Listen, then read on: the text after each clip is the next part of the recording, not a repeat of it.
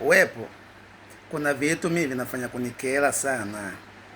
Vitu vingine vinakuwa vina maana, bora kuongea ukweli. Kama tabia wanayotufanyia watoto wa kike sisi wanaume, mimi inaniuma kweli. Mimi kama direkta mkubwa toka Mtwara Mikindani nimeamua kusema leo ya moyoni, kwa sababu unasikia anaweza kukuuliza mume wangu unakwenda wapi? Mimi naenda hapo tu, nitarudi muda sio mrefu. Anasema kwa nini unaniuliza? Anasema abiria lazima kuchunga mzigo wako. Yaani sasa pale sisi yaani wewe anakuwa na mzigo. Umeelewa hapo? Sasa uone kukosea huko. Eti unaenda wapi? Anaenda hapo tu.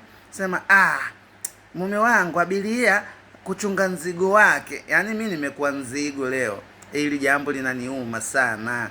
Mwanamke unatakiwa muheshimu mumeo. Usiseme nzigo. Unavyosema nzigo, maana yake unamaanisha nini? Usifanye hivyo. Mnatukosea muda mwingine. Majina mengi kutuita, mara mambwa, na ndio maana mimi jana nimenyima mke wangu pesa hivyo hivyo. Sana nitaka wewe mbwa wewe. Wewe mbwa wewe. Nilipopata pesa pale, naomba hela, nikaamua kubweka kama mbwa na mimi wo. Sikukomeshana. Mimi ndo direkta mkubwa Mtwara Mikindani. Ninavyoamua langu ndo nimeamua hivyo kufanya.